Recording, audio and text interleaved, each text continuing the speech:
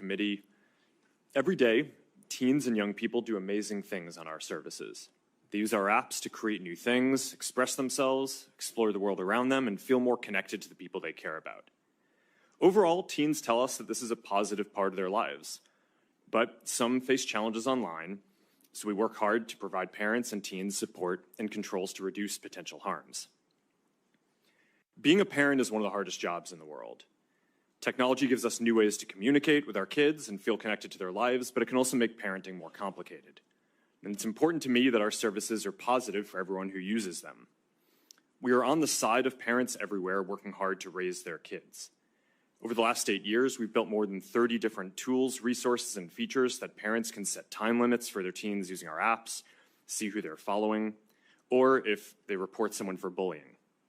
For teens, we've added nudges that remind them when they've been using Instagram for a while or if it's getting late and they should go to sleep, as well as ways to hide words or people without those people finding out. We put special restrictions on teen accounts on Instagram. By default, accounts for under 16s are set to private, have the most restrictive content settings, and can't be messaged by adults that they don't follow or people they aren't connected to. With so much of our lives spent on mobile devices and social media, it's important to look into the effects on teen mental health and well-being. I take this very seriously.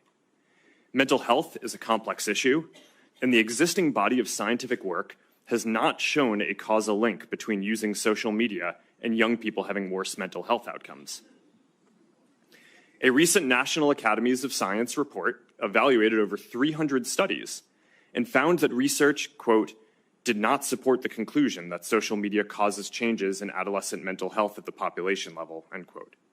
It also suggested that social media can provide significant positive benefits when young people use it to express themselves, explore and connect with others. Still, we're going to continue to monitor the research and use it to inform our roadmap. Keeping young people safe online has been a challenge since the internet began. And as criminals evolve their tactics, we have to evolve our defenses too. We work closely with law enforcement to find bad actors and help bring them to justice. But the difficult reality is that no matter how much we invest or how effective our tools are, there's always more to learn and more improvements to make. But we remain ready to work with members of this committee, industry, and parents to make the internet safer for everyone. I'm proud of the work that our teams do to improve online child safety on our services and across the entire internet.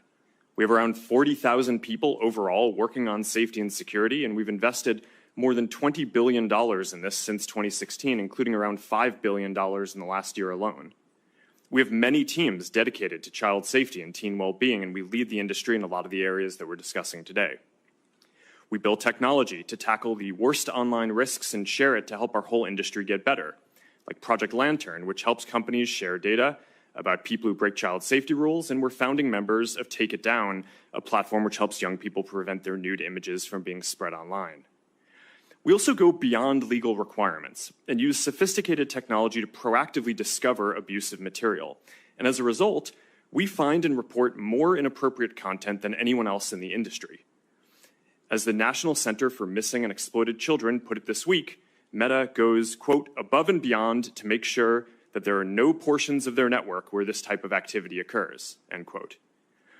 I hope we can have a substantive discussion today that drives improvements across the industry, including legislation that delivers what parents say they want, a clear system for age verification and control over what apps their kids are using. 3 out of 4 parents want App Store age verification, and 4 out of 5 want parental approval of whenever teens download apps. We support this. Parents should have the final say on what apps are appropriate for their children and shouldn't have to upload their ID every time. That's what app stores are for. We also support setting industry standards on age-appropriate content and limiting signals for advertising to teens to age and location and not behavior. At the end of the day, we want everyone who uses our services to have safe and positive experiences. Before I wrap up, I want to recognize the families who are here today who have lost a loved one or lived through some terrible things that no family should have to endure. These issues are important for every parent and every platform. I'm committed to continuing to work in these areas, and I hope we can make progress today.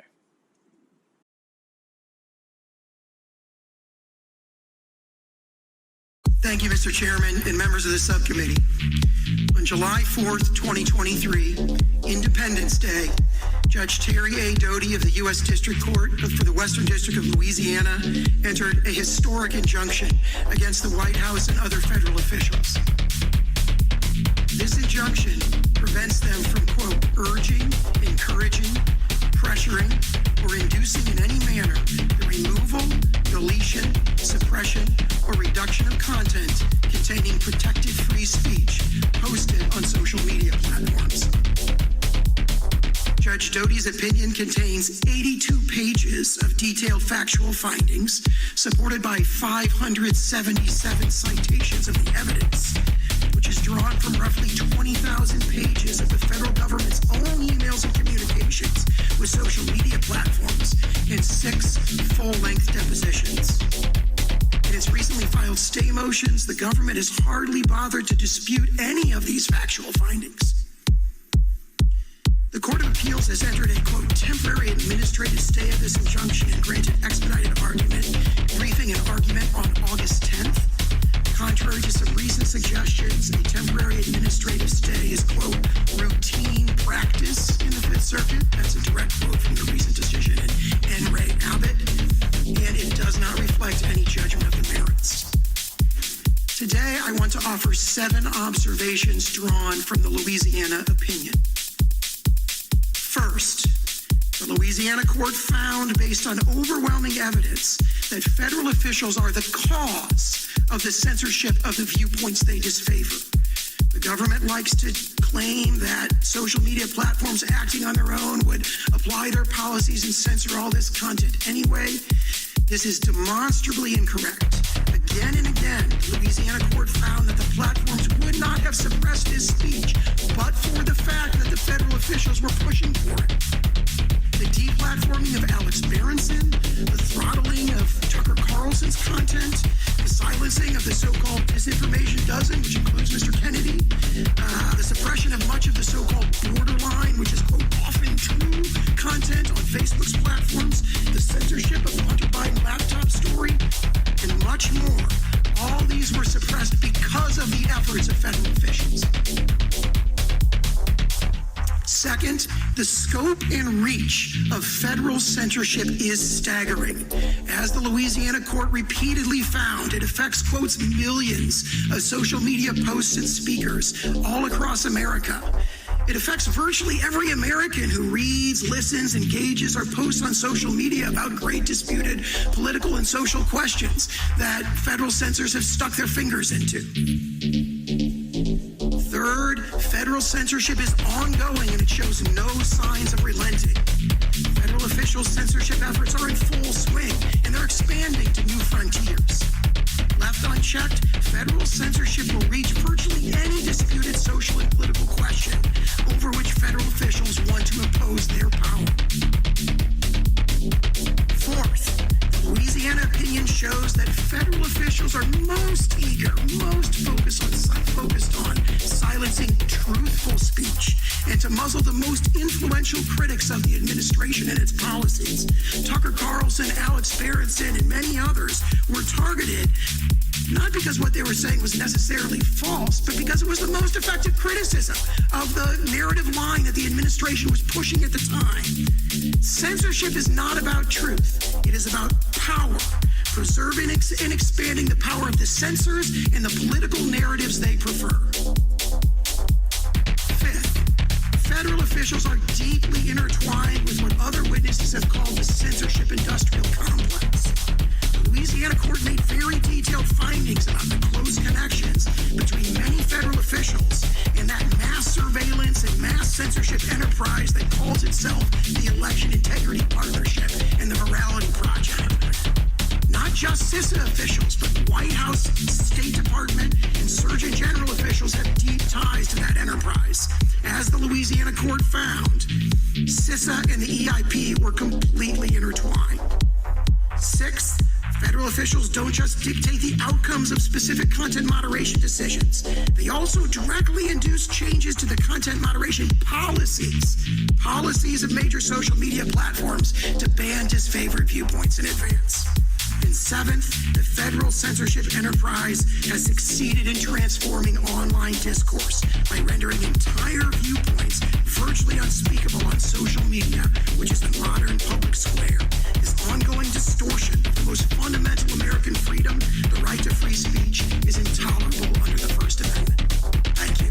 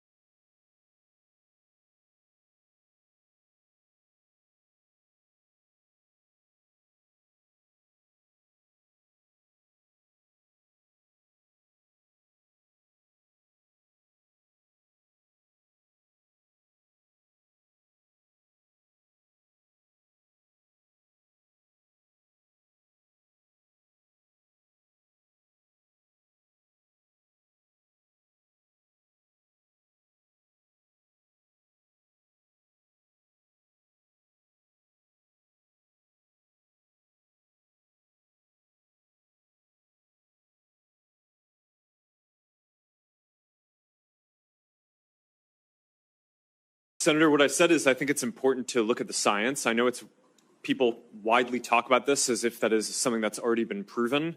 And I think that the bulk of the scientific evidence does not support that. Well, really, let me just remind you of some of the science from your own company. Instagram studied the effect of your platform on teenagers.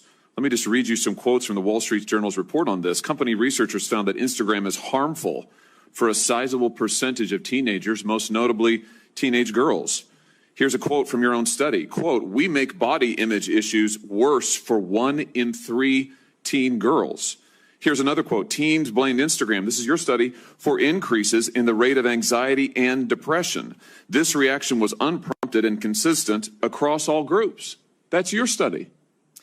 Senator, we try to understand the feedback and how people feel about the services. We can improve. Wait a minute. Your own study says that you make life worse for 1 in 3 teenage girls. You increase anxiety and depression. That's what it says. And you're here testifying to us in public that there's no link. You've been doing this for years. For years, you've been coming in public and testifying under oath that there's absolutely no link. Your product is wonderful. The science is nascent, full speed ahead, while internally you know full well your product is a disaster for teenagers. Senator, and yet you keep true. right on doing what you're doing. Right? That's not true. That's not true. Let me show you some other facts I know that you're familiar with. Wait a minute. That's not a question. That's not a question. Those are facts, Mr. Zuckerberg. That's not a question. Those aren't facts. Let me show you some more facts. Here's some information from a whistleblower who came before the Senate, testified under oath in public. He worked for you. It's a senior executive. Here's what he showed he found when he studied your products. So, for example, this is girls between the ages of 13 and 15 years old. 37% of them reported that they had been exposed to nudity on the platform unwanted in the last 7 days. 24% said that they had experienced unwanted sexual advances they'd been propositioned in the last 7 days. 17% said they had encountered self-harm content pushed at them in the last 7 days. Now, I know you're familiar with these stats because he sent you an email where he lined it all out. I mean, we've got a copy of it right here. My question is, who did you fire for this? Who got fired because of that? Senator, we study all of this because it's important and we want to improve our services. Well, you just told me a second ago you studied it, but there was no linkage. Who did you fire? I said you mischaracterized. 37% of teenage girls between 13 and 15 were exposed to unwanted nudity in a week on Instagram. You knew about it. Who did you fire? Senator, this is why we're building all Who these did you fire? tools. Senator, I don't think that's. Who did you fire? I'm not going to answer that. Because you didn't fire anybody, right? You didn't take any significant action. It's appropriate to talk about like it's not individual appropriate. HR decisions. Do you know who's sitting behind you? You've got families from across the nation whose children are either severely harmed or gone, and you don't think it's appropriate to talk about steps that you took? The fact that you didn't fire a single person? Let me ask you this. Have you compensated any of the victims? Sorry? Have you compensated any of the victims? These girls, have you compensated them? I don't believe so. Why not? Don't you think they deserve some compensation for what your platform has done? Help Senator, with counseling services? Help with dealing with the issues that your services caused? Our job is to make sure that we build tools to help keep people safe. Are you going to compensate them? Senator, our job and what we take seriously is making sure that we build industry-leading tools to find harmful content, make money, take it off the services, to make money, and to build tools that empower parents. So you didn't take any action. You didn't take any action. Senator. You didn't fire anybody. You haven't compensated a single victim. Let me ask you this. Let me ask you this. There's families of victims here today. Have you apologized to the victims? Would you like to do so now? Well, they're here. You're on national television. Would you like now to apologize to the victims who have been harmed by your product? Show them the pictures. Would you like to apologize for what you've done to these good people? I'm sorry for everything that you have all gone through. It's terrible. No one should have to go through the things that your families have suffered. And this is why we invest so much and are going to continue doing industry-leading efforts to make sure that no one has to go through the types of things that your families have had to suffer. You know, why, Mr. Zuckerberg, why should your company not be sued for this? Why is it that you can claim, you hide behind a liability shield, you can't be held accountable? Shouldn't you be held accountable personally? Will you take personal responsibility? Senator, I think I've already answered this. I mean, these well, are try this serious again. issues. Will you take personal responsibility? Senator, I view my job and the job of our company as building the best tools that we can to keep our community safe. Well, you're failing at that. Well, Senator, we're doing an industry-leading effort. We build AI tools nonsense. Your product is killing people. Will you personally commit to compensating the victims? You're a billionaire. Will you commit to compensating the victims? Will you set up a compensation fund Senator, with your money? I think these are with your money. Senator, these are complicated issues. No, that's not a complicated question, though. That's Senator, a yes or no. Will you set up a victims compensation fund with your money, the money you made on these families sitting behind you? Yes or no? Senator, I don't think that's my job is to Sounds make like sure a no. build good tools. My Sounds job like a is no. to make sure that your job is to be responsible for what your company has done. You've made billions of dollars on the people sitting behind them. Are you here? You've done nothing to help them. You've done nothing to compensate them. You've done nothing to put it right. You could do so here today, and you should. You should, Mr. Zuckerberg. Before my time expires, Mr. Chu, let me just ask you, your platform, why should your platform not be banned in the United States of America? You are owned by a